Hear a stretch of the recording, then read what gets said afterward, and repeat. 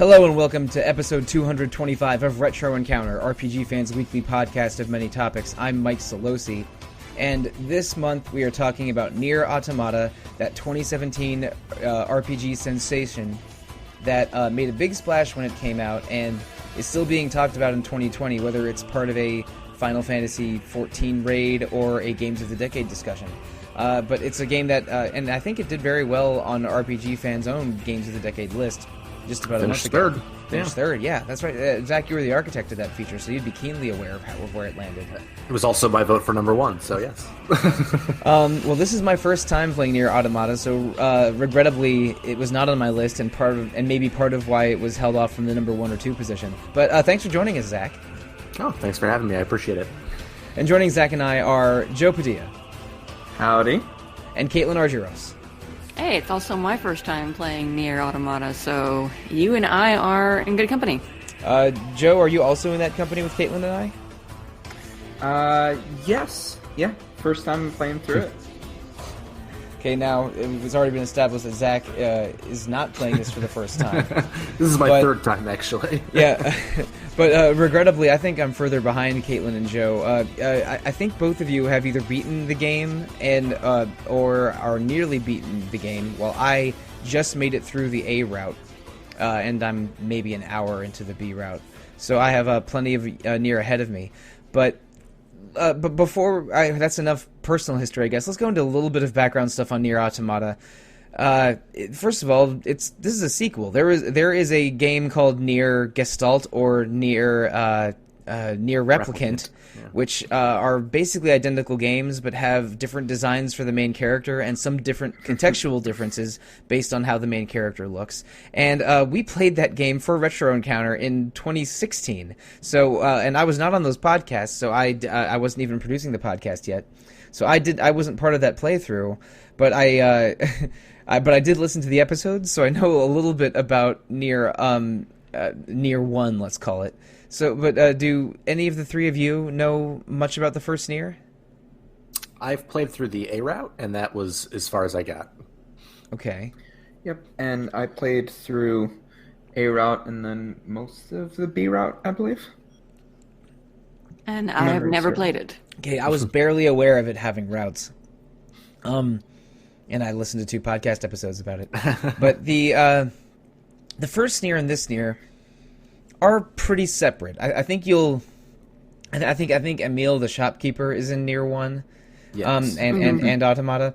And Best boy. And they share some kind of timeline. Like you can find references and connections between the games, but I really don't think knowing anything about NieR 1 is necessary to enjoy Automata, because I know barely anything about NieR 1, and I haven't even noticed a connection other than Emil. The connections become a little more obvious as you get towards the end of the B route and then into the C route, and there's some characters that you meet fairly early on that you recognize if you've played NieR, but no, it's not necessary to have played it at all to play Automata. Okay, and we've mentioned A route, B route, C route in the context of both NieRs, and so in case a listener isn't totally aware of this, which I doubt, but I'm going to say anyway, NieR Automata, at some level, is contingent on explaining more of itself and going deeper into its own story with subsequent playthroughs. In the first story route, which is called A route, you play as an android named 2B, and in the B and C routes, you go through the same story or most of the same story, but as other characters. And it adds story detail and story context and just gives you more with each subsequent playthrough. And I don't know. I've mostly kept myself spoiler free of NieR Automata stuff, even though I know who the protagonist of C route is. But I won't say what exactly. So, but I don't know a lot of that new context and new story. So I'm really looking forward to playing through B and C and getting through more of that, but we are definitely saving those discussions for part 2 of our podcasts. But I think that the listeners, in case you aren't, you should be aware that NieR Automata is about playing through multiple times, and for this podcast, we are going to mostly stick to A route, the first single playthrough. But sticking to NieR background, I think you really can't talk about NieR without talking about its creator. Yoko Taro is a bit of an RPG auteur. He is the he worked on multiple games in the past, but is sort of mostly known as the architect of NieR and the Drakengard series. And he is a real unusual, really thoughtful game developer who's one of the most delightful interviews in the business. If you can find him, if you can find interviews of him talking about his games, I really recommend you check it out because he's a real interesting cat. But what do we think of Yoko Taro? That he, other than him just being a bit of a character. Well, I think that his willingness to mix things up with regards to how stories are told and how the camera is used in gameplay is really interesting because it's what I've seen. I watched summaries of the original NieR, so I could be aware of context. And through watching that and also just playing Automata, it's really cool to see how he kind of, or how the game and the games in general kind of they mix things up. They kind of turn things on their heads a little bit in terms of what you're probably expecting from like your standard third-person action game or action RPG. I mean, like with Automata, like you start off at the very beginning basically playing like a very, sort of traditional two-plane shooter. And the point of view will change even when you're on the ground, running around with your melee weapons. The point of view can change and you'll suddenly be like a side-scroll fighter or whatnot. And I thought that was really cool, just as a way of like defying player expectations, just even from a visual standpoint. And that's not even getting into how the games are designed around multiple playthroughs, each playthrough giving you a little more information and revealing things that you didn't get in the first game or giving you different perspectives. So I like that about him. There are other things that I don't like, but I think that side, that sort of vision that he has for his games in general, but also just what he wants to see from video games as a medium. Like, I think that some of what he does is not just about him telling a story with his games. It's about trying to push the medium to, to places that it's capable of, but maybe, at least in his opinion, other games, other developers aren't really pushing it. And I think that is really cool, and I'd like to see more of that. Yeah, and I'll hop on there too. And I mean, I agree with everything Caitlin said, but I think that the thing that sticks out to me is that there are things about his game design that are objectively annoying. There are things he does that are frustrating. That are really, really not fun sometimes, but it's always done with purpose. And I can't go too far into some of them, but I think the thing that defines Taro to me is that he will piss you off with a purpose, and he'll know he's doing it, and he'll frustrate you, but it will make you feel something. And sometimes that feeling is frustration, but oftentimes it's exalting by the time you understand why he's doing it.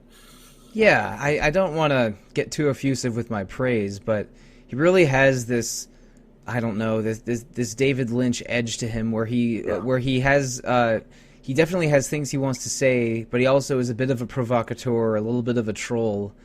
And but again, extremely thoughtful. And how Caitlin mentioned he plays with genre, like he goes into third-person space shooter and top-down shmup style space shooter, like switching between them with your plane switching like a Macross fighter to from jet mode to mech mode to fit those perspectives, and then you hop out of the fighter and do some 3D action sequences.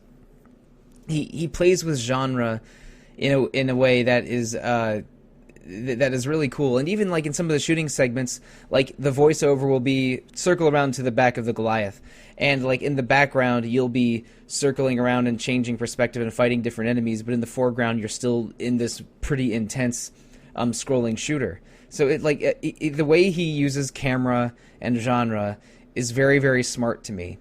And NieR Automata probably would have been just fine if it was a character action RPG with the 3D on foot stuff for 99% of the game, and it would have been fine. But now it becomes a more unique thing with all the different gameplay phases it has. I have never been as affected by like text, nothing but text on the screen, like a scene being told to me through text on a blank screen as I have been by this game. Some of which is related to the later routes, but you get a little bit of that even in Route A. And oh boy. I think that it's so effective because it's such a shift from what you've been doing before it too. Sometimes, right? I mean, I think that the way he blends things that don't seem like they fit, I think is really what makes it so brilliant. I think what I've really loved about this game is that there's a dizzying array of new ideas in Automata, but you can also see a lot of those ideas originating in the first NieR game, and when you're playing through that, you kind of see these ideas, and you think, oh, I see what he's going for. This is a really fascinating idea, but it needs to be fleshed out a bit more. It feels a bit like it's its own game, and it has its own ideas, but it does feel like a bit of a first draft in a way. And then playing Automata after that, it's kind of a revelation. I found myself consistently awed by all these things of, I kind of remember him attempting to do this in NieR, but wow, well, I don't want to just say he. I don't want to get too much into auteur because of the team at Platinum and producer Saito, but he plays a big role in this, and he really pulled it off, and it's really fascinating to see these ideas come together. Yeah, NieR Automata feels like a more fully realized version of the concepts and idea in the first NieR, and I think we're all benefiting from it. There has never been more attention to NieR 1 than in the window of Automata's popularity. Yeah, I'm hoping there's so much attention that they get a remake out there. It'd be awesome. It's incredible that they greenlit a sequel to NieR in the first place, but it's nice that it's one that actually has a budget, because when the first NieR came out, it was released right around the time of Final Fantasy 13. So, I mean, all of Square Enix's resources were going towards that massive promotional campaign for it, which, ended up doing rather well for them with how much 13 sold and how much NieR at first was kind of left to the wayside or forgotten. But it's interesting to see how the tables have turned in a way. Yeah, now NieR Automata is is fulfilling the dream of every single video game, and is now part of Final Fantasy 14. It's more so than 15. Yeah, that is NieR's final form. But let's actually talk more about the game properly. The very beginning of NieR Automata, you're an android named 2B who is a combat android in a eternal war between androids and machines. The androids were a force created by the last surviving humans following an alien invasion apocalypse, and the machines were created by the aliens to use as their foot soldiers, we think. So it's mostly a war between android and machine, but pulling the strings are humans and a non-specific race of aliens, or at least that's what we're led to believe. I don't know if I should take all of that at face value right now, but that's where we are. 2B is a combat android who's flying one of these mecha jets on a sort of bombing mission into a factory that's been seized by machines to produce more machines. It does some of the genre swapping that we mentioned earlier in the episode, where you do some shooting segments as a jet, some shooting segments as a mech, where the jet ones are more like an Ikaruga or a Gradius, and the mecha ones allow more rotation and are more like a Geometry Wars, with how you can position yourself. But you land in this factory on foot. Fight through the factory, connect with a reconnaissance android named 9S, and team up with 9S to defeat a huge Goliath boss, which is like the size of an offshore oil rig, in one of those third-person space shooting segments, kind of like a Star Fox at times. And the sequence ends very dramatically with with 9S and 2B holding hands and detonating their black boxes, which are like sort of the central core power systems of their android bodies, and blowing up several of these Goliaths at once. And then that drops you into the bunker, which is an overhead satellite where the androids all deploy from. And this sort of communicates to you that you're an android fighting an endless war against these machine life forms, and it's possible to upload your data to the cloud, as it were, and regenerate into a new body if you're destroyed in combat and do things properly. And from the bunker, you get a new mission to go back to Earth, which is in an area near the factory where that first mission is, and you eventually connect with some other androids at a resistance camp. But I want to go back to the prologue and factory. This is a very almost hyperactive and slightly challenging first chapter to deal with, because they throw so much gameplay stuff at you at once, and it's not the most challenging gameplay in the game, but it's definitely so early that you haven't grasped all of the combat yet, and you haven't equipped yourself with all of the most powerful stuff yet. So I think this is a bit of a challenging prologue. Like I had to flex my old like Ikaruga and Metal Slug muscles playing through that, and I managed to beat the prologue without dying, only to die to a moose in the very first chapter of the game afterwards. No matter what level you are, the mooses are pretty dangerous. Yeah, exactly what happened to me. Sometimes, like, they get pissed at me for no reason. Like, obviously if you attack them, they'll start, coming at you. But there were several times where I did nothing to them, and out of nowhere, a moose just, runs me over. And I'm like, I think if you walk through a herd of moose or a pack of the wild boars, sometimes like a big alpha male will try to defend the herd, as it were. So like I'll be wandering through some boars, minding my own business, only to get tackled from the rear. When I died early in chapter 1, I made two very stupid assumptions. One, I didn't realize there was fall damage, so I just jumped off the top of a skyscraper and got left with about maybe 15% HP. And then my second assumption was that these moose were friendly and would leave me alone if I left them alone. And then I got tackled from the side by a moose. So I died before I even reached the resistance camp. But after I finished the prologue, so death can come at you fast in NieR Automata, but also you can almost. I mean, this reminds me of a Dark Souls or a Diablo game. You can re-upload your consciousness, regenerate into a new body, get dumped through a vending machine, because that's how this game works, I guess. Shout out to all the Kamen Rider O's fans out there, and if you relocate your previous body, it'll give you all of the extra XP you gained from before the last save point, and restore your chip loadout and weapon loadout from when you died. So that's handy.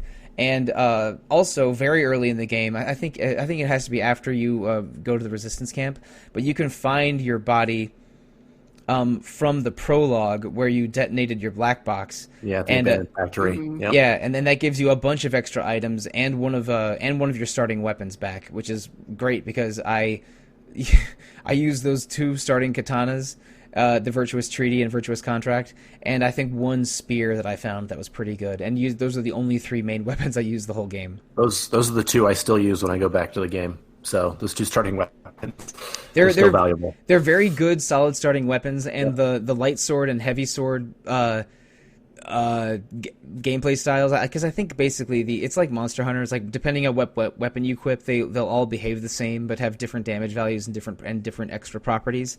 Mm-hmm. But having a light sword and heavy sword is a good balance, and they give you excellent light and heavy swords at the beginning if you retrieve that body. So I almost didn't see a reason to use anything else. But when I did get a pretty good spear, I don't know, maybe around the halfway point, I'm like, you know what, I'm gonna try a spear for a while, and it was pretty fun.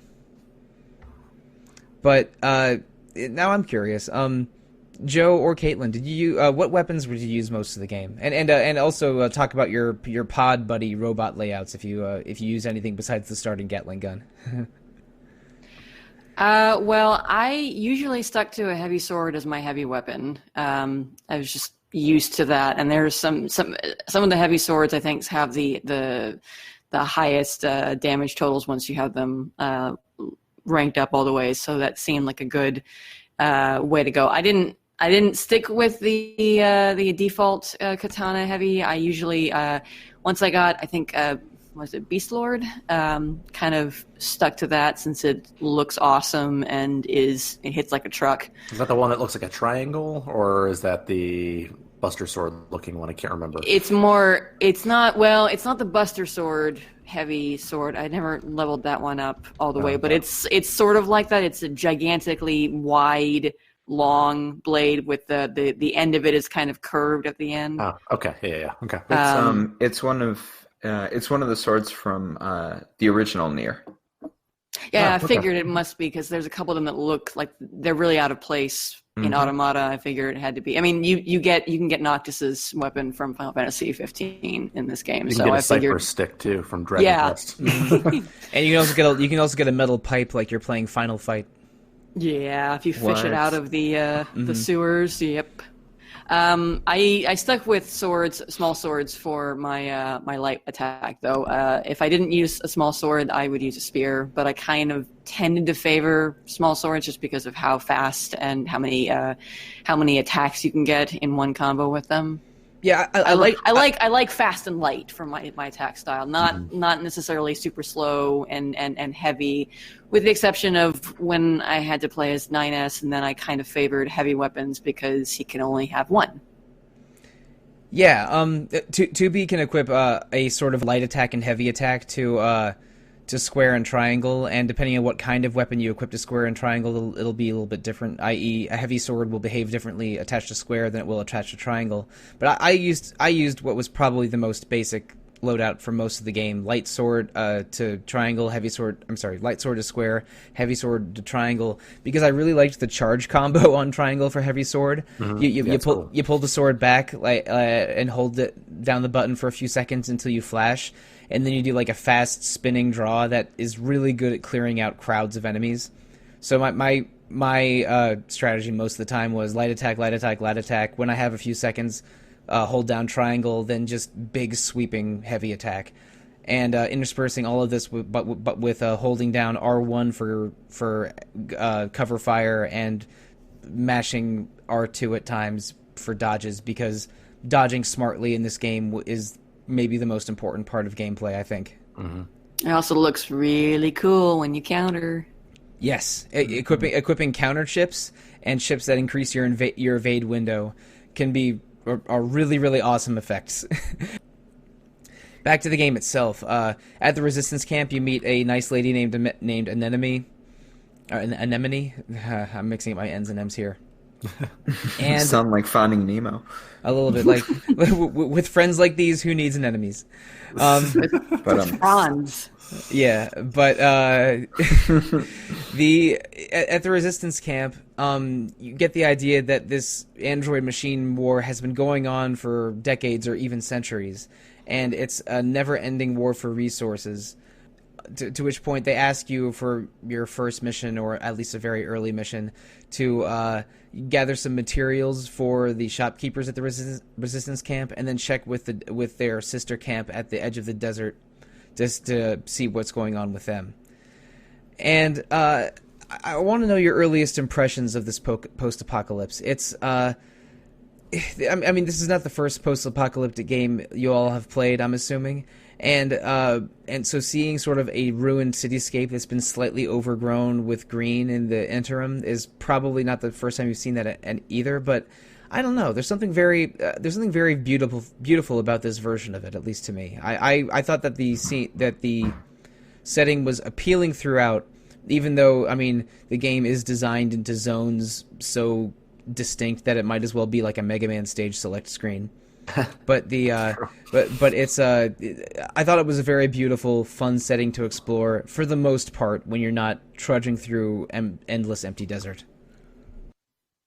I mean, for me, the setting is so like linked to the music of this game. Like when I think about the visuals of it, like the music is what pops in my head. And we haven't really talked about the music yet, but oh my, it's so good.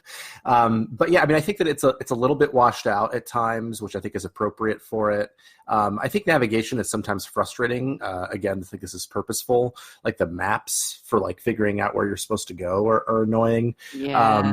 Which I think, again, I think Taro's doing on purpose. But in terms of the visual design, I feel like it just has like a sense of scale and a sense of scope that really makes it beautiful in its own way.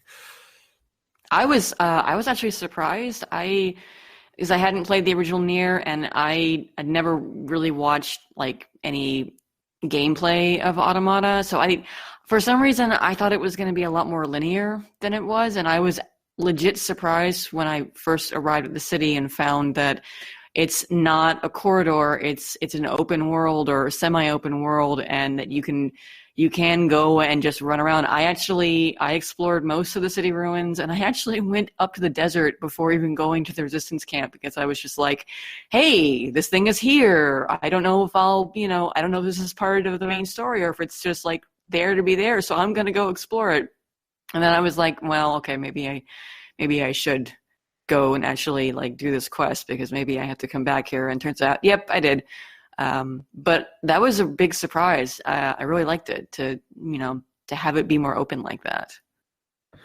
I think there is quite a bit of intentionality to the game, but then like with how carefully thought out a lot of this game feels, I think that can sometimes make excuses when they don't necessarily need to be there. Like there's quite a few invisible walls in the environment, and it does kind of that's annoying. It does kind of aggravate the immersion factor a bit, but overall the setting I think is brilliant, and linking it with the music, it has they kind of play off each other in this sort of timeless feeling. When something wants to be heavily futuristic, they use a lot of heavy synths, and they use these kind of Hans Zimmer-esque dynamics to it.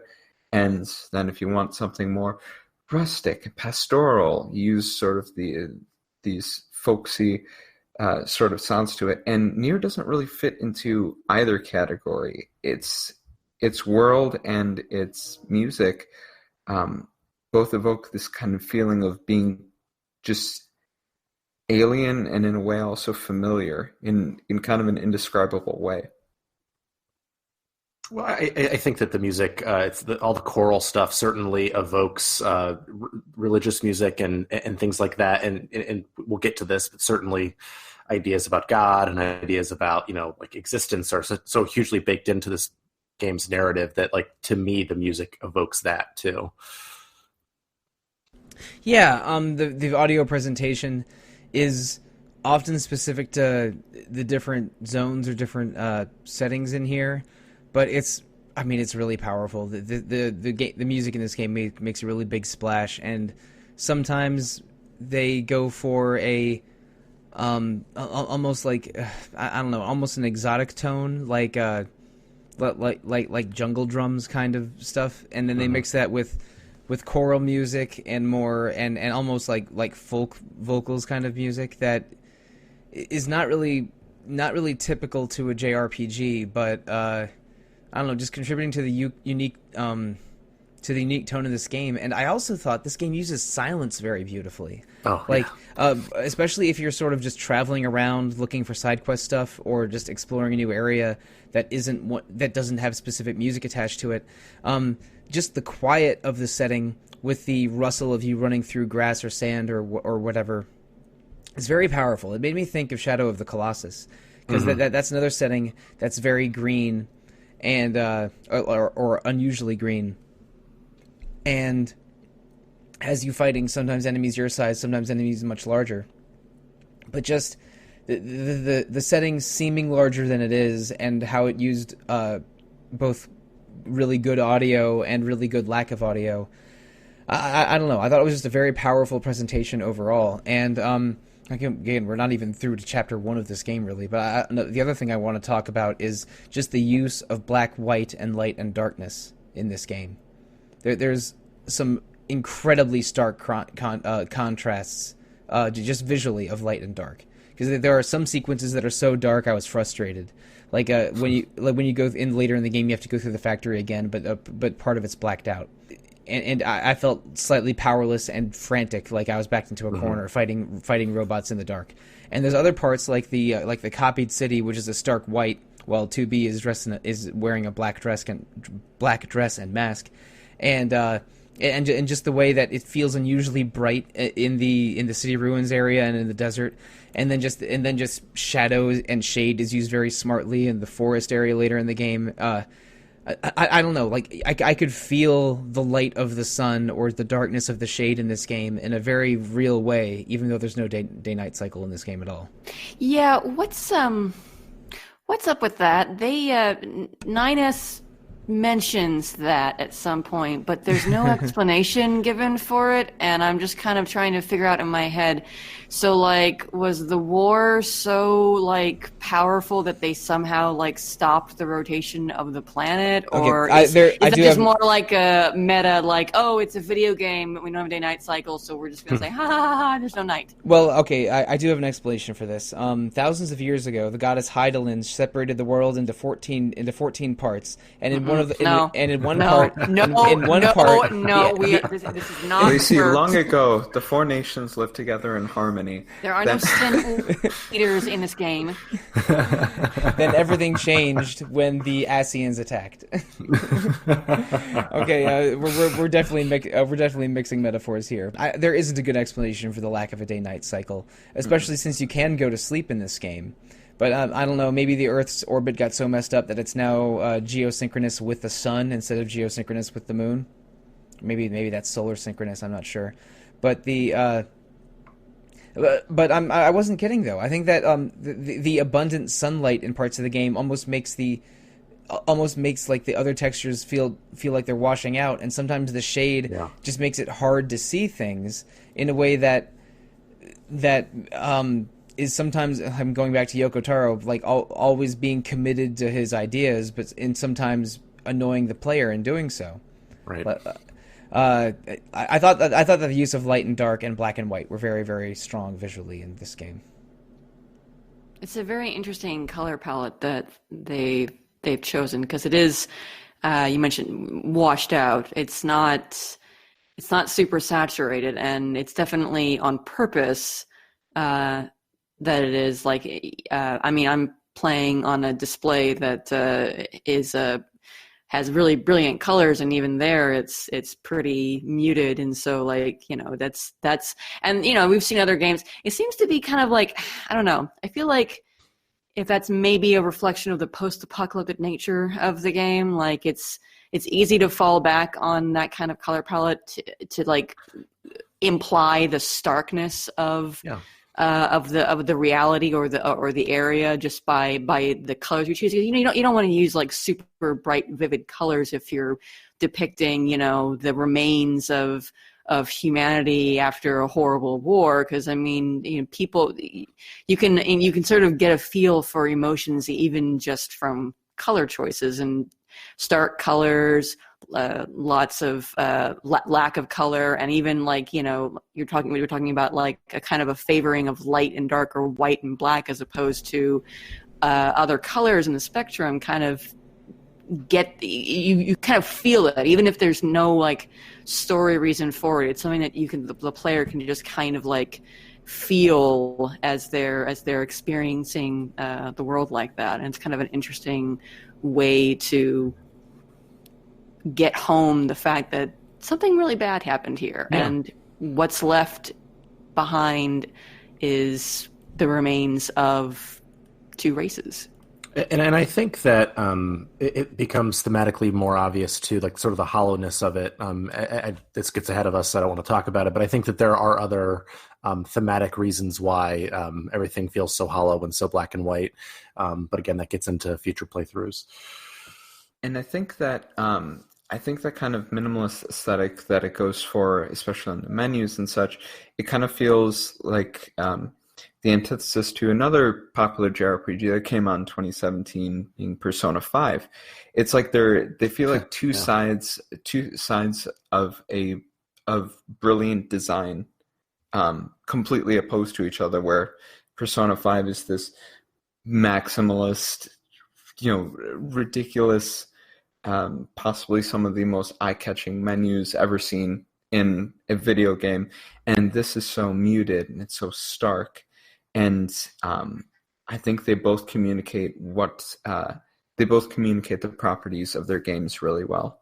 Speaking of the menu system, am I the only one who looked at that and thought for a second that am I in a Metal Gear game here? Yeah, I totally got like a Metal Gear Solid 3 vibe from it. Yes.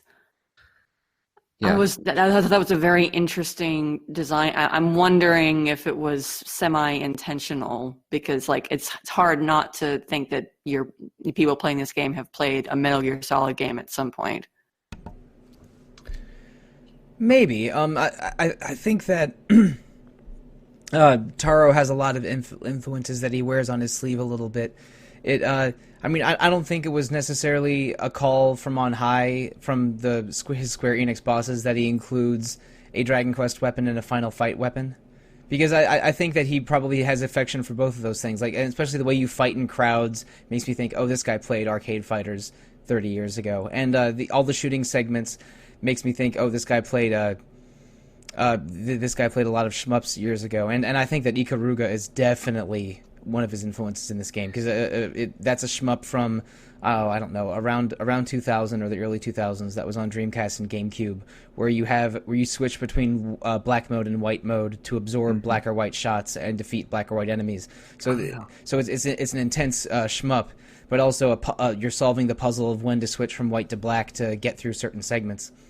And Such a good game. Which it's a great game, and there are some of the shooting segments, the enemies have white and black bullets that you can only destroy the white ones and have to dodge the black ones. Maybe there's even a color switch mechanic that I just didn't know how to do in NieR Automata, but I think that Taro definitely wears his influences on his sleeve, and some of the vibes about the way they discuss war and the way that some of the action is, how you're sort of like a lone soldier fighting these giant machines which are defining this war.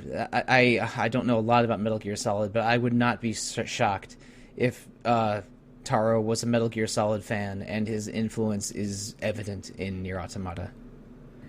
There's a wonderful episode of the YouTube series Toko Toko where there's an episode with Yoko Taro, and in it he talks quite a bit about his love for old pinball machines, which I think is very interesting because of kind of the bombast and the feel of the twin stick shooter parts of it.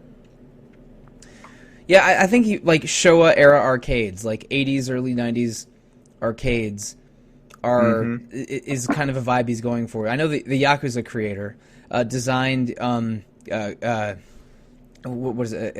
I forget the name of the neighborhood. It's like Kabukicho, I think. Kamurocho. Kamurocho. Yeah. He designed Kamurocho to be like one of those neighborhoods that was built in the 80s and is still sort of wearing that late Showa architecture and late Showa sort of setting a little bit.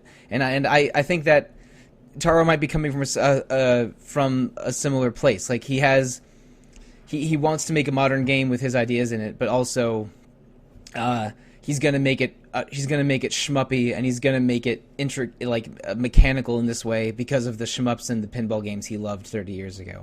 I really believe that, even though I don't have legitimate evidence saying so.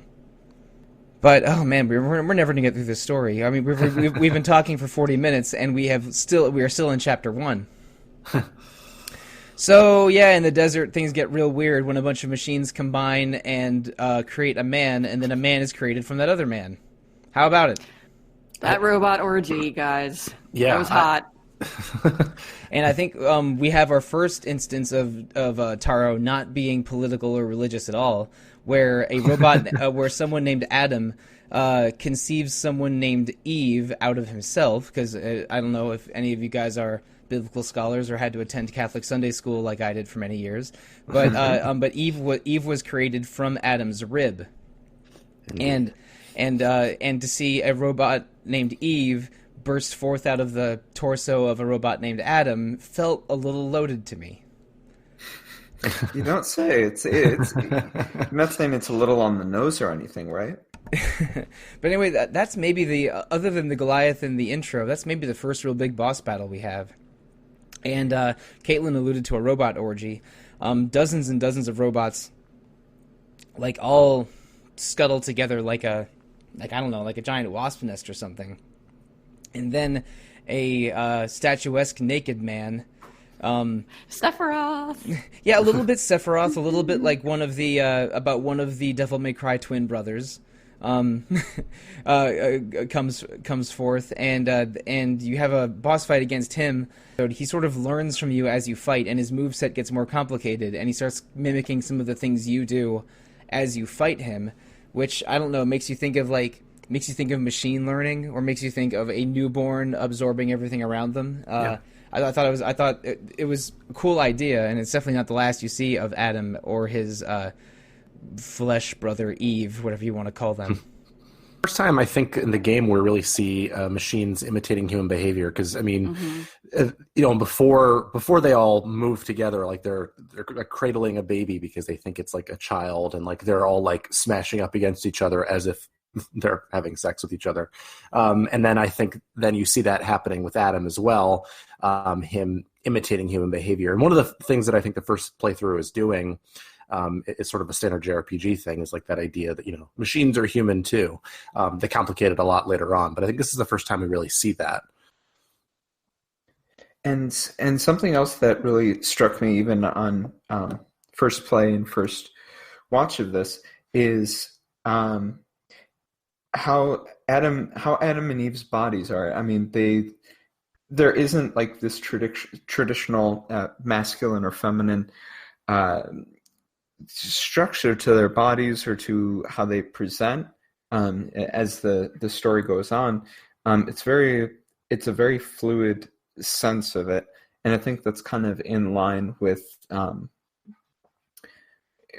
other thoughts on kind of gender and sexuality in this game, and violence in some way, and also on the original NieR, because one of the characters in the original NieR is canonically gay, and one of the characters, Yoko Taro called them a hermaphrodite, but that's not the terminology I would use for one of the characters.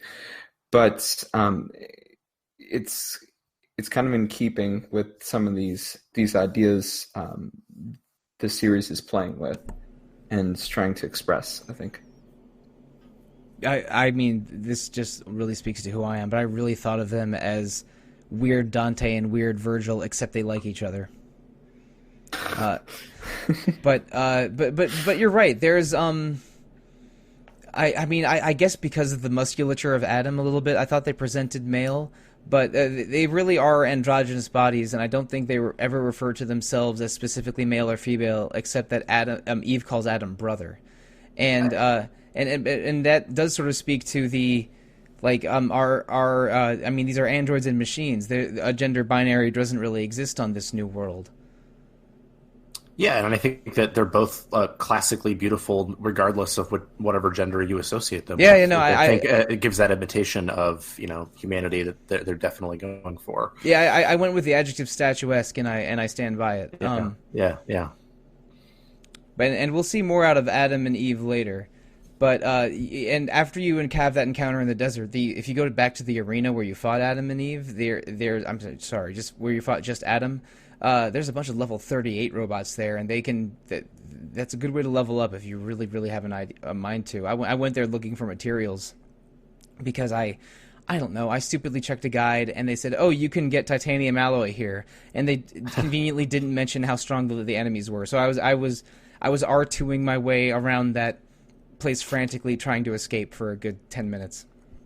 Along the same lines of the question of gender identity, when you're talking about a bunch of robots, there's also a lot of mention of family and relationships among the Orhai androids and among the Resistance members who are also androids. You hear, secondhand about relationships between characters. There are several side quests that involve two characters who are in a relationship, or you hear about characters, and like with the Yorhai androids, it's not, I mean, like, this part of it is just our view based on who we're playing as, but it seems like most of Yorha are androids that look to us, at least, as if they are feminine, that they're women. 9S is one of the only models that seems to be modeled after, a young boy.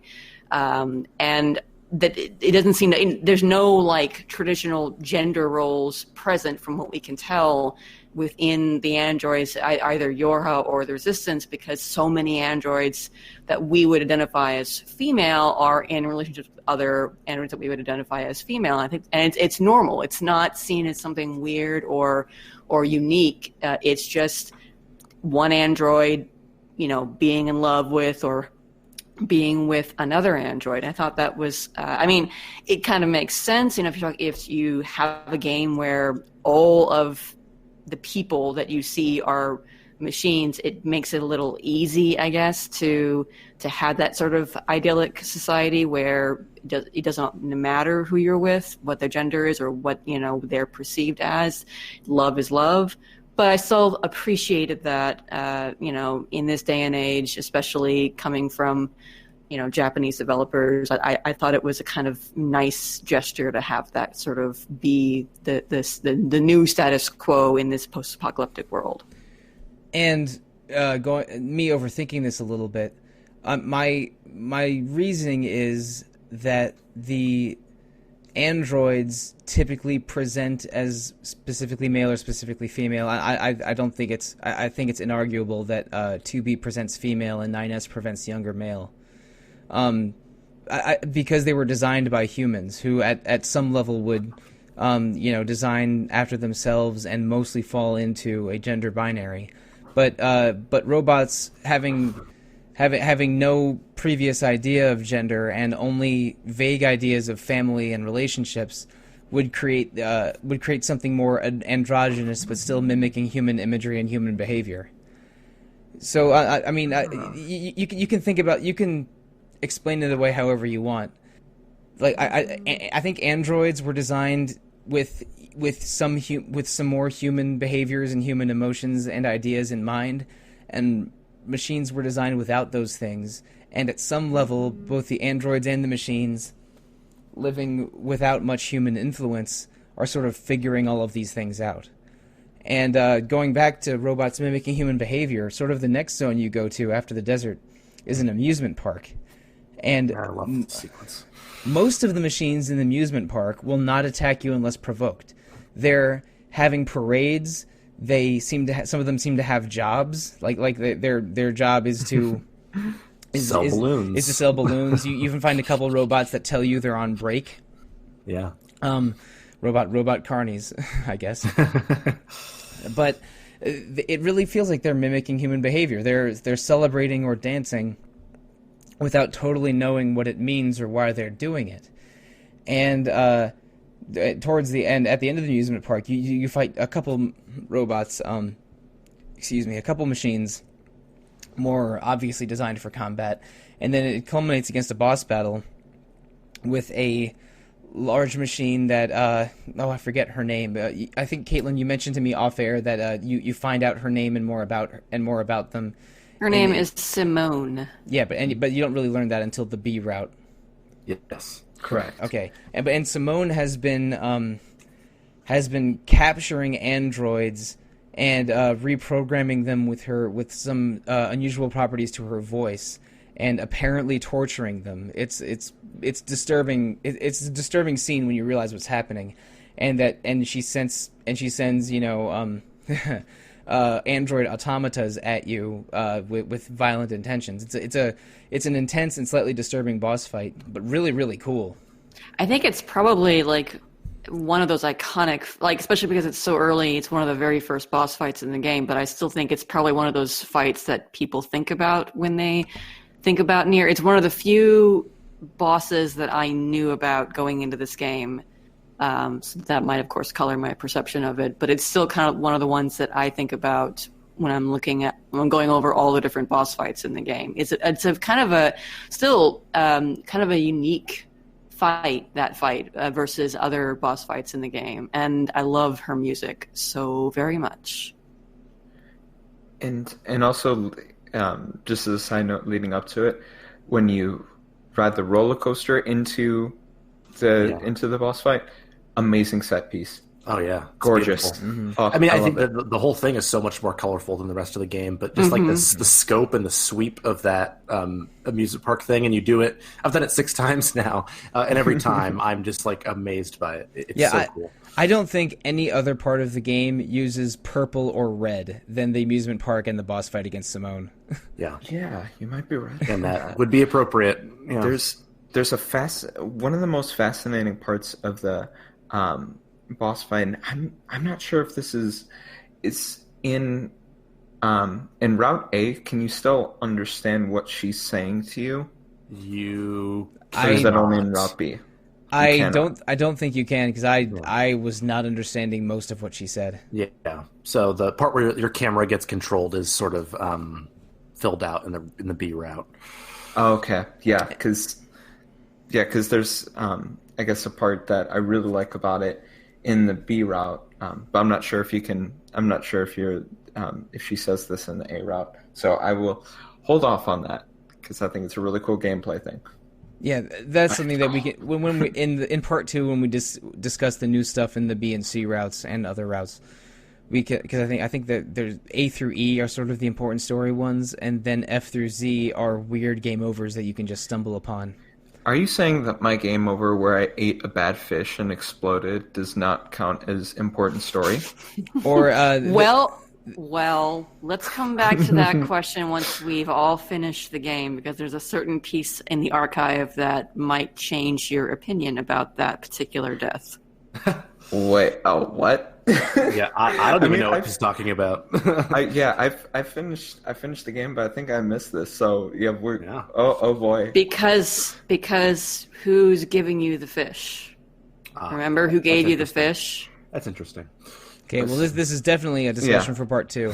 Indeed. But I think it also goes out saying, it goes with saying that I think that you can miss a lot of details in this game if you don't go into the menu archives and read item descriptions and quest descriptions, because there's a lot of hidden information in those menus and item descriptions, especially if you read the descriptions of your weapons. There's stories. Yeah, they give you additional weapon stories as you upgrade your weapons, because every time you find a new weapon, it starts at level 1, and you can upgrade it up to level 4. And there's not a ton of weapons in the game, maybe 20. I'm not sure, like maybe a little bit more than 20. Even though I only put hard time into using 3 of them. But the weapon stories, item descriptions, especially the items that you get after completing side quests, there's a lot of hidden story in there, and a lot of it's really fascinating because the writing in this game I think is outstandanding. Even some of the side quests you do, like you meet a robot girl that lost her sister, and I apologize for using gendered words, but when we just had a discussion about gender 10 minutes ago, but they do refer to each other as sisters. Just the questions that the naive robot girl asks 9S about where babies come from and what and how and why wind happens. It's just it's very thoughtful and cute and just excellent. Like, the writing in this game is good as hell. Mm-hmm. It really is, and we need to talk. Maybe we should. I don't know how many side quests you've been doing, Mike. We might want to save side quest talk for next episode. It said I completed 28% of the side quests. Okay, I abandoned several of them mid playthrough because there's a point in the game where a bunch of my side quests disappeared. Yeah, There are 2 that you should definitely do, but we can talk about that after. Yeah, we can talk about that later. But anyway, after the amusement park, you meet a village of machines led by a machine named Pascal. And these are machines that want peace and are so aggressive in wanting peace, all of them are waving surrender flags to you during your first visit to the village, because they're probably terrified of you since you're basically a robot mass murderer. Machine mass murderer. And because they genuinely don't want to interact without violence. And it's I think this is maybe the first glimpse you get of machines being something other than killing machines. it's probably hinted at in other places earlier, but these robots, which, I mean, they're kind of cylindrical trash can looking robots. These are most of the robots in the game are of a very sort of stark, simple, rounded edges design. But the ones that are friendly and asking you sort of childlike questions, I don't know. This is your first glimpse of saying, oh, okay, I guess there are good machines. And then later you're thinking, like, how many differences are there really between the androids and the machines? Especially since 2B at times gives robotic responses. 2B is clearly trying to quell emotions and just do her job, while 9S is a little bit more, I don't know, a little bit more feeling, a little bit more sentimental than 2B is, and their dialogue is evolves in them getting closer as they get through, as the game progresses. But yeah, what were your thoughts on the Machine Village and Pascal and their companions? Pascal is a precious cinnamon roll and must be protected. That is absolutely true. Agreed. I mean, I think that again, in this playthrough, I feel like it's playing on lots of the sort of the normal tropes about war and machines and things like that. So I wasn't, honestly, I don't feel like I was all that surprised by the idea that there was a village of friendly machines that don't want to fight, and that sort of becomes something they move forward with. So I guess I just thought maybe I knew about it beforehand, but I didn't find it all that surprising maybe myself. Yeah, it's not surprising that a game that's a struggle of android versus machine, that there's androids that compromise your ideas and machines that compromise your ideas. Like, it's not surprising that there's a village of machines, but I think it is surprising that they're all waving surrender flags when you first meet them, and how that makes sense. Yeah. And how their behaviors and demeanors are almost sort of sweet.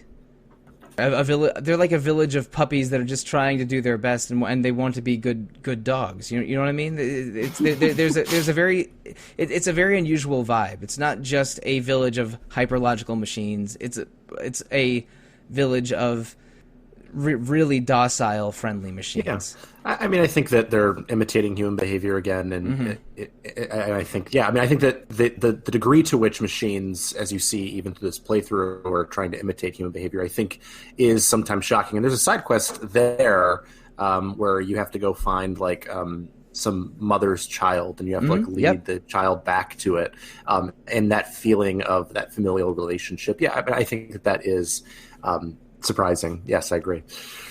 And moving on a little bit, the next mission that you have, there's an attack on from some huge machine. I don't know what you'd call them, like a flying carrier. And it's the Goliath models that you fight in the Event Factory, the Engels robots. Right. It's other Goliaths, but the attacks are close to the mainland or close to where the resistance camp is. And after you thwart that, a huge crater opens up in the middle of the starting area.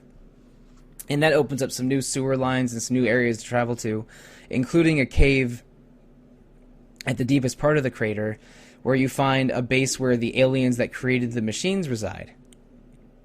And when you visit that base, it's only corpses. The aliens resemble, I don't know, kind of like big-eyed gray aliens, like Area 51 imagery kind of stuff.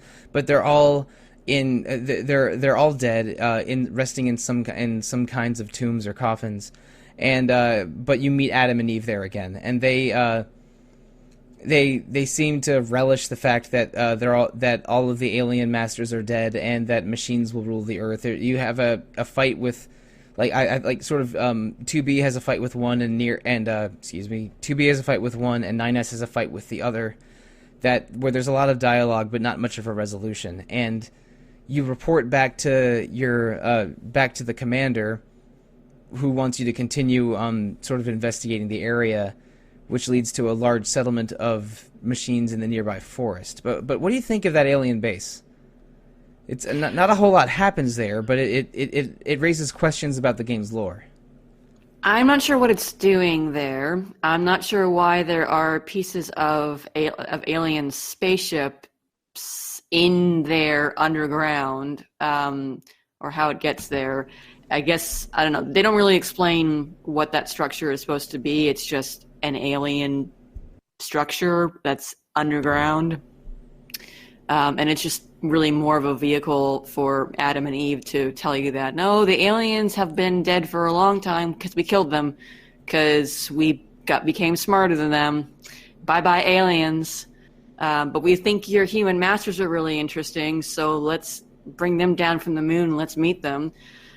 It was a really interesting conversation in that scene. Yeah. And a really interesting way to have it, because it's a boss fight, but it's a boss fight that ends once you finish that conversation. You can't beat them. They just leave once they finish talking with you. And any other game might have had that just happen in a cutscene, but here we have a boss fight that's just basically like a monologue from the bad guys, and it's a side scroller. Like we were talking about how the genre kind of changes. That was a really interesting boss fight because it is literally feels like a fighting traditional game. 2D fighting game. Yeah.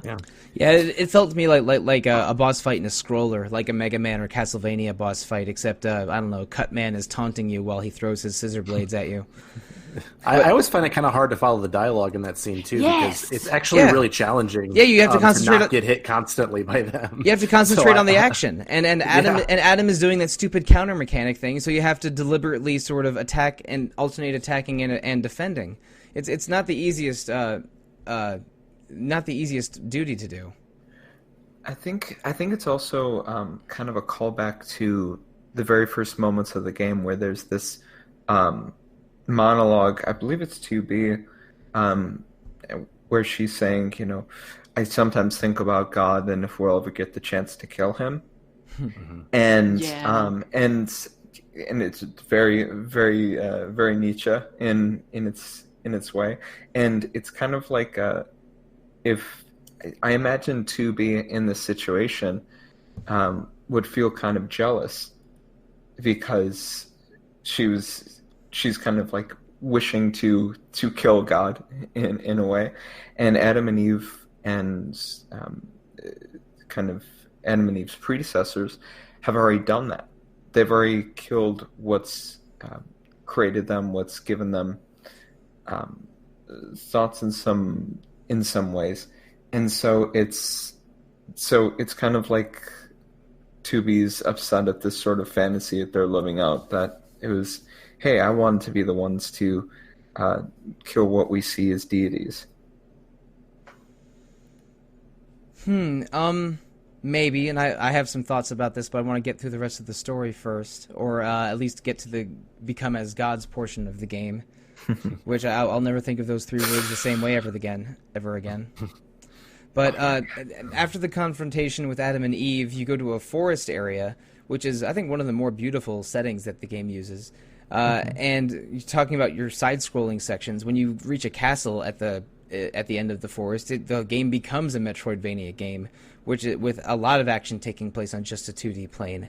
And when you find the king that everyone seems to be protecting, it seems to be a baby machine, or that is just in a cradle. Yep. And when 2B and 9S are about to inspect the machine, a new robot named A2 jumps out from the background and slices the baby king in half. Poor baby. And basically, your operator from your robot phone, your pod phone says, "Hey, this is an extremely dangerous rogue android. Avoid confrontation, but if you do confront her, kill her." And you have another pretty intense 2D plane boss fight. Wait, no, this isn't 2D plane. It is a 2D. It is. Yeah. Another 2D boss fight. 2D sounds like the names of one of these androids, but it isn't. I'm grateful there isn't one named 2D or 3D, because that would just get so confusing in the context of our conversation. But you have a pretty intense fight against A2, which also is inconclusive. A2 sort of retreats at the end, and you learn that A2 has some kind of history with anemone. Oh my god, I'm gonna be able to say this right the whole time.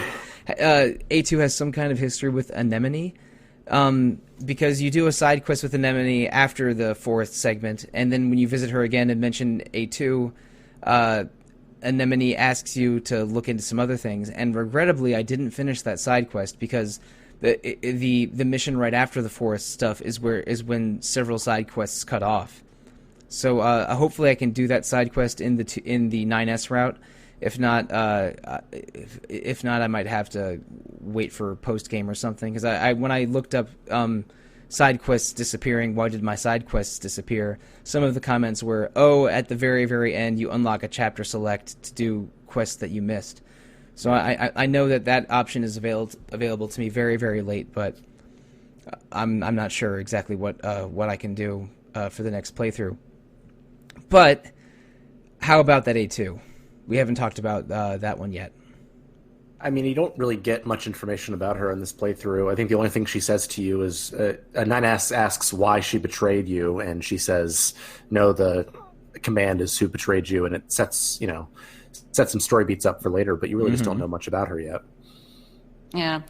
All you know at this point is that she is a betrayer, and she has been on the run, taking out anyone who comes after her, including other Yorha androids, for presumably a long time. The timeline's a little like, and this we can talk about this, I guess, in the next episode too. The timeline, especially with regard to like Anemone and her history with A2, was never quite clear on like how many centuries we're talking, because we are talking centuries here at this point. But I guess ultimately it doesn't even really matter how long things have been going on. That's kind of the whole point. It's been going on for so long that maybe even the participants themselves don't really remember. Oh, are you saying that the war between elves and dragons has been going on so long that the elves don't even remember the origin of the war? Yes. That was a Final Fantasy XIV Heaven's Word reference for those who are not as annoyed with me as Caitlin is. To be fair, they don't know why, because someone covered it up. Yeah, there was a cover-up, and elves only Elysian only live a few decades or hundreds of years, while dragons are near eternal in the Final Fantasy XIV world. But back to NieR Automata, after this dialogue, and especially a little earlier on after the alien base sequence, that put the idea in my head. I think the humans are also all dead. The moon base where the human survivors allegedly live, we don't know anything about that moon base. My theory from around the halfway point of this game was that it's only machines and androids, and of course moose and boars. I think that part of the message of pointlessness in this game is that the humans and aliens are all dead. The machines and androids are fighting because that's what they were designed to do, and they're only now discovering what their humanity is or was. Glory to mankind. Like I think that's one of the statements the game is making. I don't know this. This is speculation on my part. Again, I've only done the A route and about an hour or two of the 9S/B route. So we will address this in a future episode. But am I crazy to think that? You're not crazy. I mean, I'm pleading the fifth here. Okay, understandable. But I appreciate the vote of non-craziness, Zach. So after the meeting with A2... the next big mission is visiting a flooded city sequence. Is visiting a flooded city, which it was you can access from a sewer pipe that was opened from the big Goliath attack around the midpoint of the game. And this is a very beautiful area. It's very gray and blue. There's a lot of water and waterfalls. But you can get through the area in about 5 minutes because you fight some big robots, and then there's an enormous attack from a Kraken-sized undersea battleship of a robot. That's one of the more intense boss fights in the whole game because you switch between multiple flight modes. It really feels like a shmup because you're attacking rotating weak points on this boss. It's pretty intense, it ends in a real grim moment where 2B passes out for 8 hours and is sort of desperately trying to locate 9S.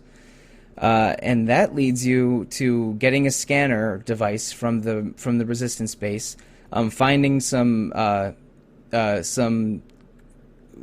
not corpses, finding some heavily injured androids that were damaged from the EMP shockwave of the boss, and then giving you a location for an INS, which takes you to a bizarre, pure white approximation of a human city that was like created from, I don't know, Legos of only one color. It's a real stark setting. It's called the Copied City, and it was built by Adam, one of the two superhuman-like machines. And again, it was Adam mimicking and emulating human behavior and activity to an obsessive degree. He's kidnapped 9S and sort of crucified him on against part of a wall while he's collected the corpses of dozens of other android units. So I think just trying to get a rise out of 2B, I think. And then you have a pretty intense boss fight against Adam. So what did you think of all this? This is I think other than maybe the final battle and the battle with Simone, I think this is one of the more memorable boss encounters of the game. I love the Copied City. Yeah. It's just a really cool visual. Like the color is the starkness of the color is really cool. The inherent artificiality in that color, and also just the design is so, like, how to describe it? Like, it's clearly, you can see how Adam is pulling from, I don't know, whatever, like, remaining structures or historical records that machines have access to.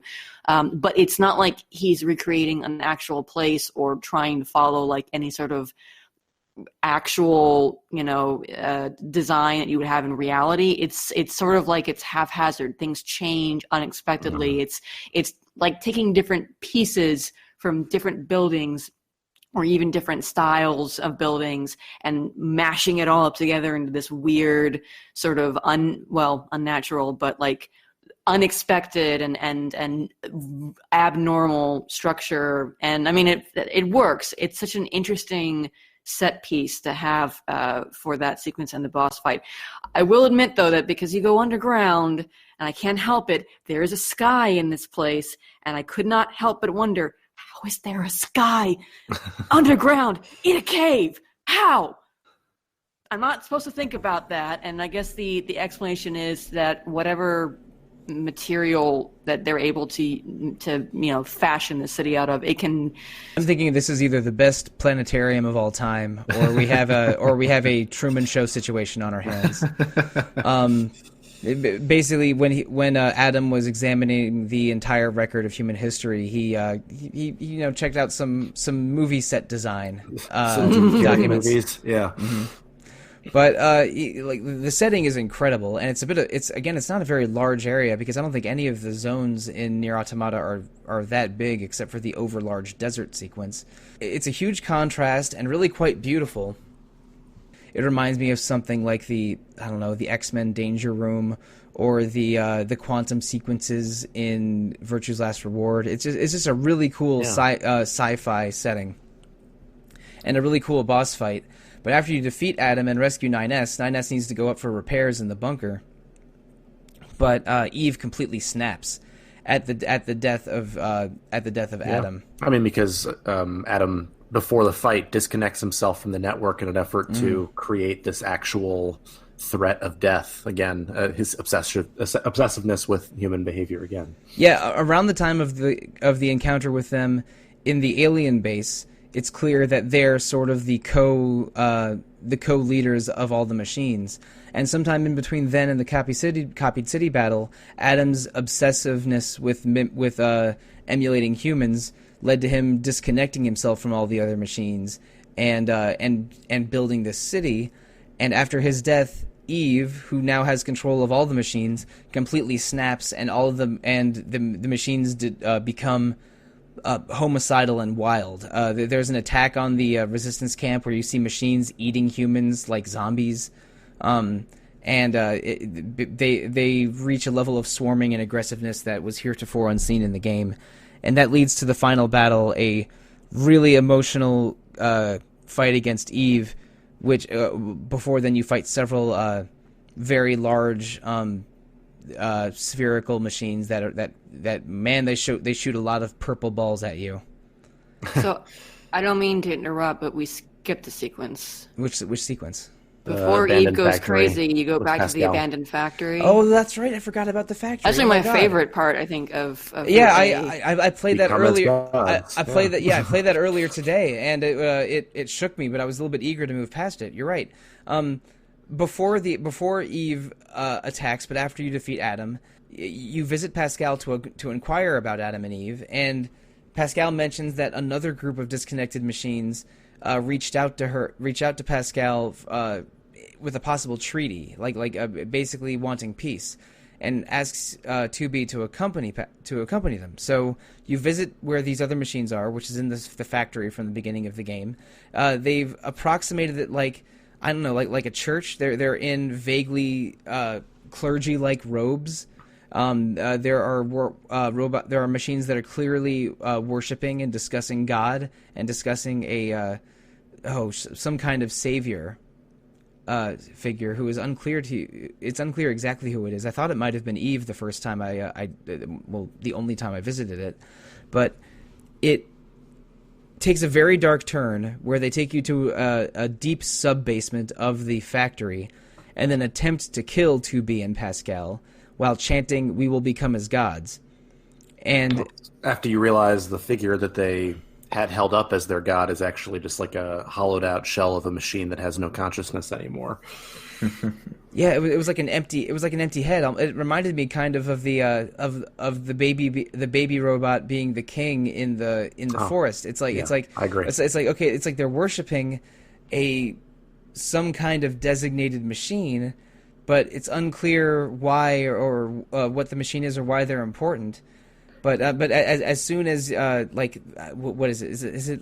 Am I misremembering this? Like does the head of the head falls off? Yeah, the head of the savior falls off. Yeah, I think there's some indication that the machines were already aware that he wasn't there. I mean, like it was almost like his the hollowness and pointlessness of it confirms that them becoming as gods and dying is what they should be doing. It's a very weird Jim Jones kind of moment where they like the point of becoming closer to God is dying, which I mean results in a very intense sequence where 2B and Pascal escape the factory, eventually helped by 9S hacking some machines and hacking some doors to open the way for them. I loved that whole sequence. The sequence is really intense, and there's a awesome music track playing with with sort of a metallic sounding chant of "Become as gods." Yeah, during the track. I love that there's several different versions of that. Like you hear it first when you fight Adam for the very first time, and it gets used like in some side quests too. But this version where they have the "Become as gods, we will all die together and become as gods" is one of my favorite versions of that track. Yeah, it's you see some recurring leitmotifs in the music here, but it's extremely evident in the "Become as gods" sequence. I was really interested in that savior. Was that what had become a hollow shell? Was that robot always like that, or was it someone who had ascended, who had some semblance of life like the others? And I think it's important that the robot's name is Kierkegaard as well in this respect, because of Kierkegaard's the philosopher Soren Kierkegaard's difficulties with his own view on Christianity, and how he lived this short, brutal life and passed away in his early 30s, I believe. So I felt like it was very fitting for that. I imagined that this robot who, prior to becoming this hollow shell that's being worshipped, was probably a very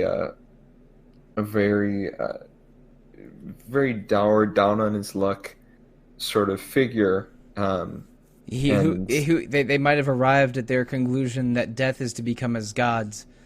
It came from a sense of nihilism or despair. Yeah, exactly. Yeah, and I think that makes, and all of and this is also kind of a recurring thing, is just the fascinating philosopher names that Yeah. Or throughout the whole game, the robots named Marks and Angles and Pascal, and there are others in Roppy. There's one I think that first appears in Roppy that I really love that we'll talk about next episode. Mike, if you haven't done the Jean-Paul quest in Pascal's Village, I did. Yeah, I already did. Good. Yeah. Make sure you do it before you do.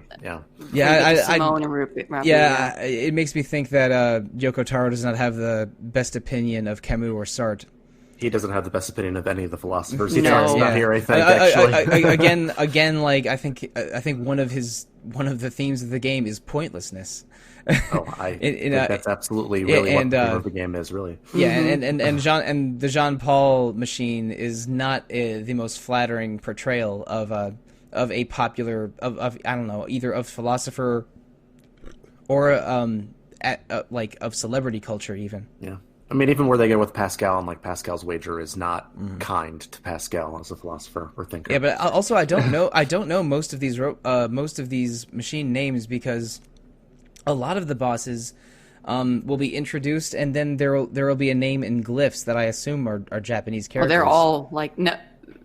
I don't. Maybe. Like I didn't know what they were, and I can't read hiragana or katakana, so I assumed it might have been one of those things. They're not. In the 9S route, they become translated, maybe? Yeah, that's what I thought. English, but they're... Yeah. I mean, it's possible. They didn't look to me like they were trying to be stylized kana. I won't 100% recognize kana because I don't know either. Maybe it is. It didn't scream that to me as somebody who has studied the language. It didn't look like it was supposed to be interpreted as like stylized kana, but it was kind of an interesting sort of script that I thought about it offhand, like someone's probably compiled all the different versions of this to see. Obviously, I think each symbol applies to a letter, and it'd be interesting to see what the full alphabet is. Yeah, I mean, I guess now an analogy might be like in the Matrix. The code in the Matrix is all backwards Japanese and triangles, and I think it's probably some twisting of some existing characters, or maybe even some, I don't know, they almost look like constellations to me. Yeah, it's probably some cuneiform nonsense that they invented for the game. But I didn't know any of these robot names except for a couple of very obvious ones like Adam and Eve and A2. But that becomes God's sequence. It's a long escape sequence. There's 2 full save points in the game, and in that sequence alone.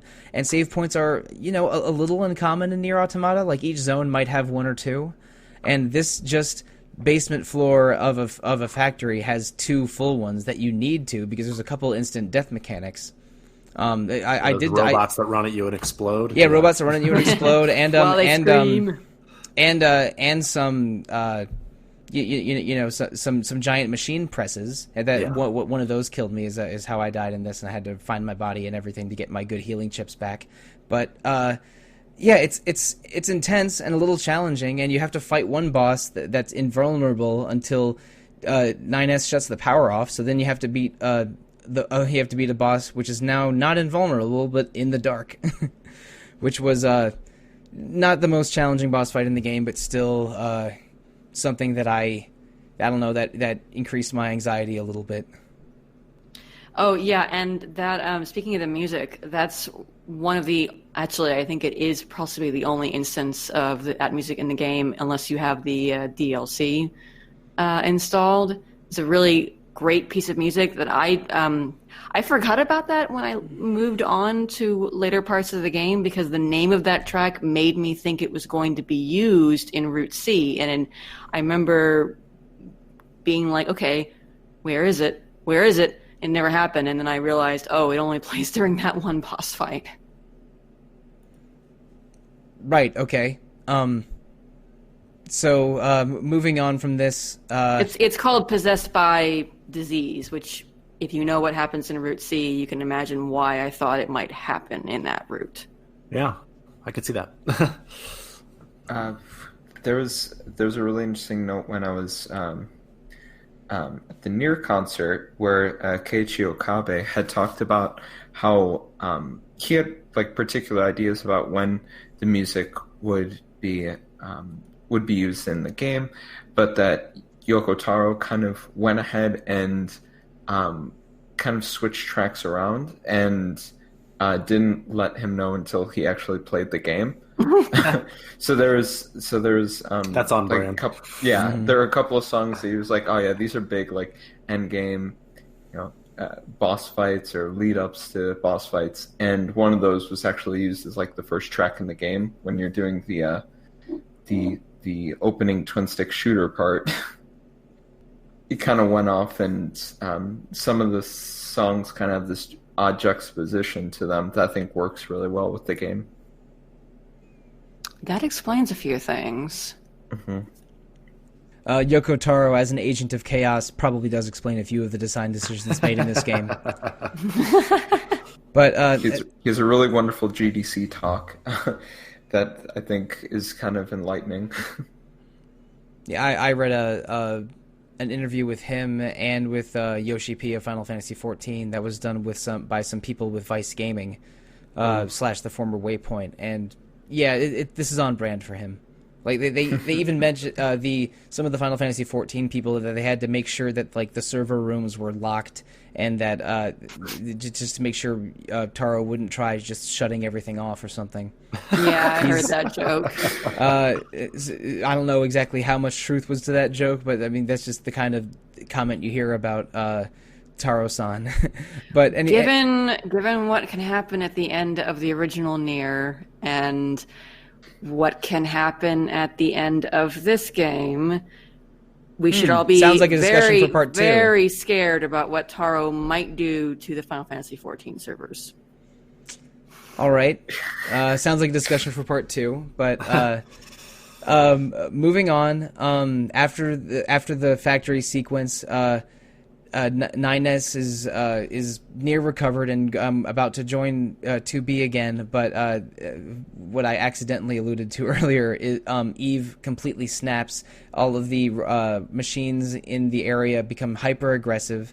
There's you fight a boss battle just outside the resistance camp after the resistance camp is attacked, and you see the robots exhibit real crazy behaviors like eating androids. And then you fight several a few boss battles in a row. Spherical machines shooting a lot of purple orbs at you.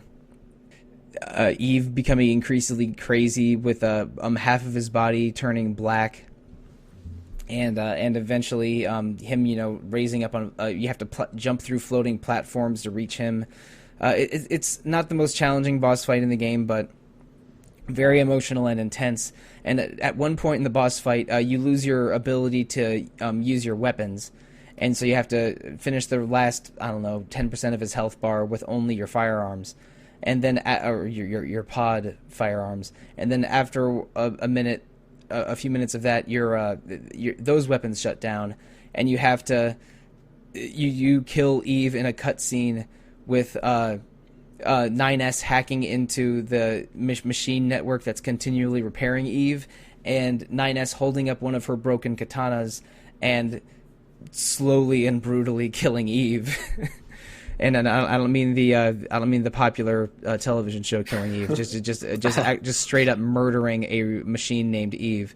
And then in one of the like gasp-worthy moments of the game, NieR tells 2B that he believes the machines are corrupting NieR's body in an attempt for the machine network to find a new home, and NieR asks 2B to kill them. 2B doesn't do so with a sword or a gun. She straddles NieR. She straddles NieR and strangles him to death. And then in a really confusing moment, the green eyes of several fallen machine heads start blinking in sequence, and you see a huge overhead area of just hundreds of machine heads blinking, and then a couple of them convalesce together and speak in NieR's voice, thanking 2B, and then that's the end of the game. That's the end of Route A. So, yeah, some real emotional moments in that final battle, but I mean, 9S asking 2B to kill them was just brutal. I didn't see it going that was completely unexpected to me. I mean, I think that 2B's reaction to it too is what I think for me makes it so emotional. Like, she has been so deadpan and so steady throughout the whole thing, and she's devastated by this moment. And 9S even says it's okay. They'll make a new body for me. It'll be and I'll be with you again soon. And 2B says, no, that won't be this 9S. It won't be the 9S that was with me all this time. Yeah, and I mean, the way it's raising questions about like what really makes 9S, and what really makes any of them like really human or not human, their experiences, questions that get explored a lot more in the next portion. But I think that they do a really brilliant job of selling the emotions. And again, they communicate very early that these androids are semi-disposable.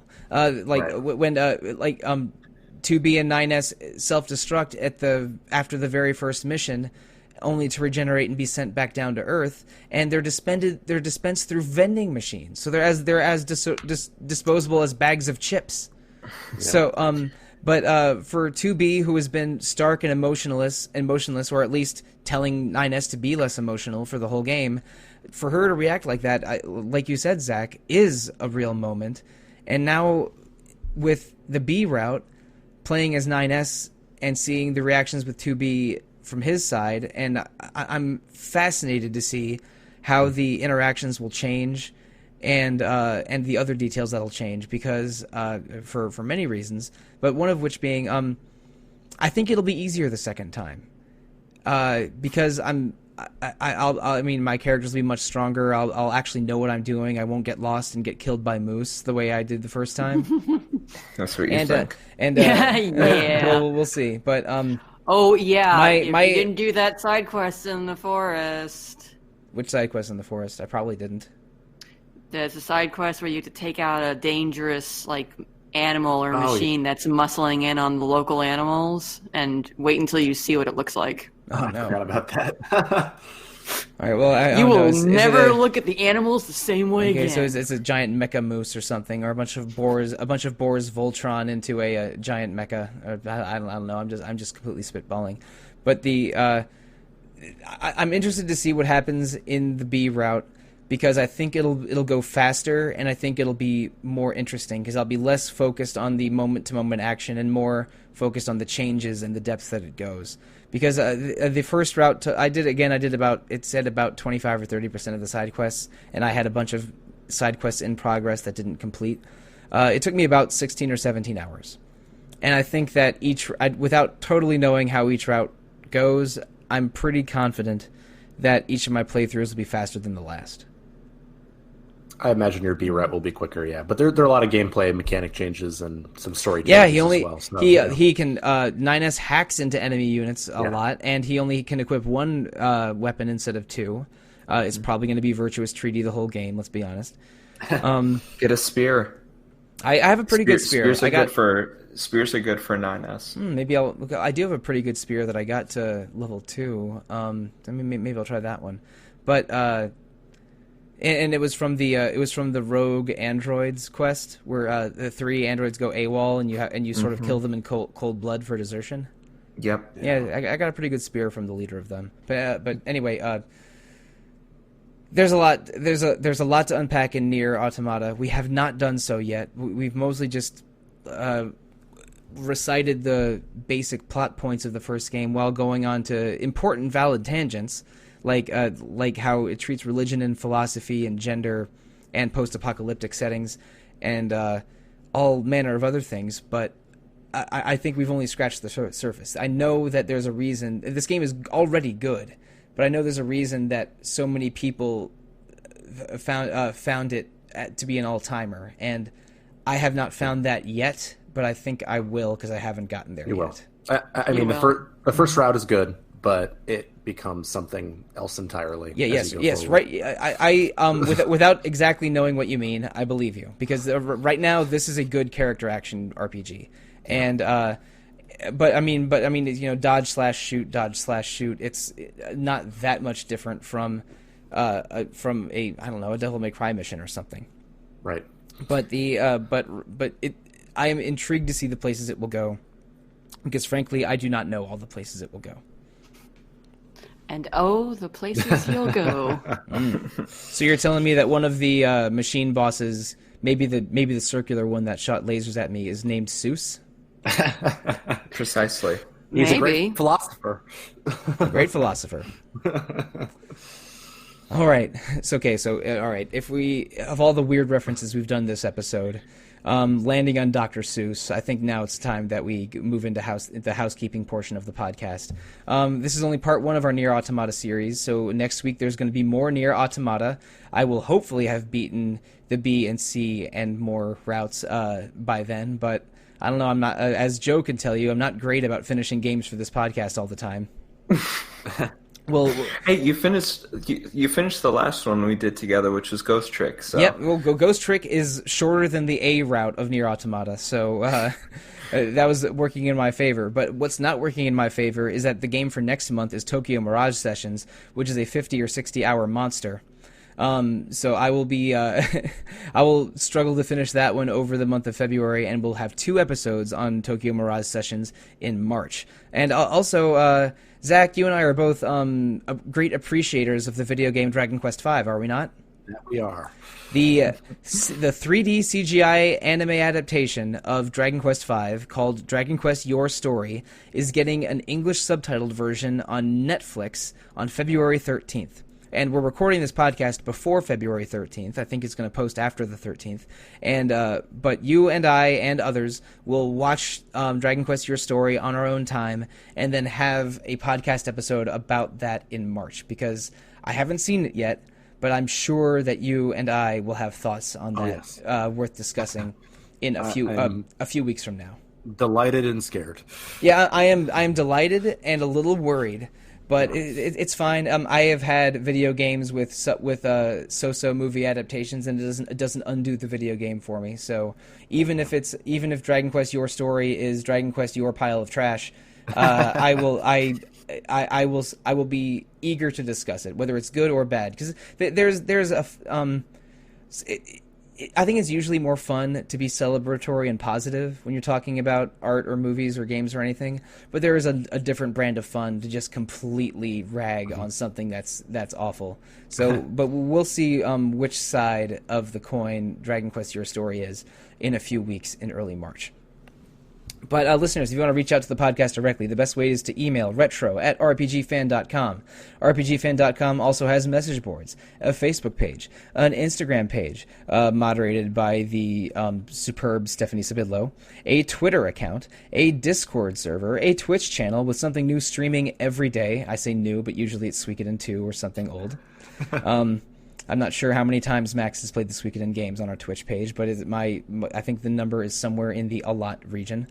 And you can also find 3 other podcasts on rpgfan.com.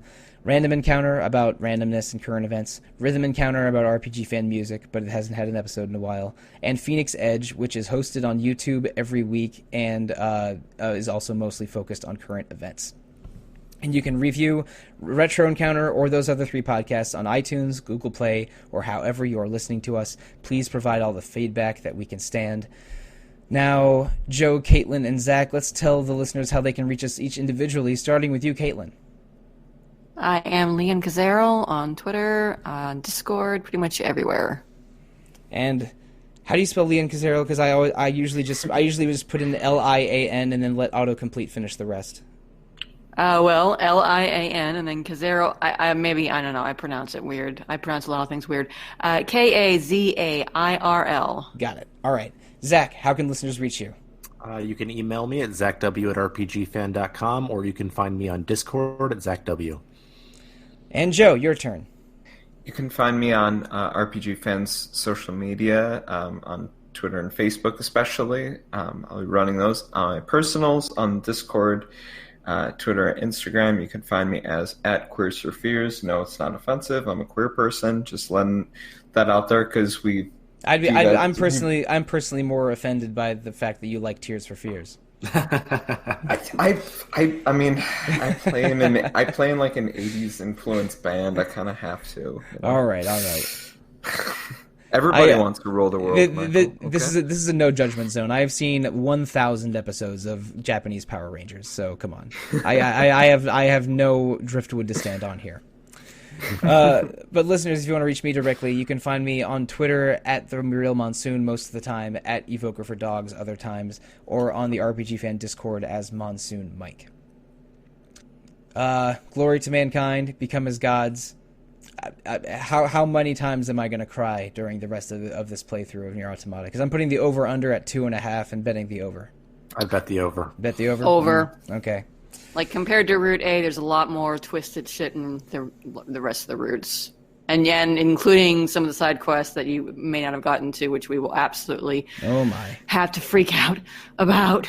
Wandering couple. Oh, no, I did the Wandering Couple side quest, but they said they were going to leave the machine village, and then I never found them. So yeah, so you didn't finish it. Then. So I didn't. No, I didn't finish it. Yeah, I didn't. Oh boy. Well, I hope. Hopefully that's one of the ones that. All right. You can. Yeah. Hopefully that doesn't disappear. Oh, yeah. Okay, it doesn't. Good. All right. I'm gonna say 2 cries and 5 jaws on the floor. So betting the under on cries, but balancing that out with many dropped jaws. Got it. Yes. Listeners, thank you. Good night and good luck.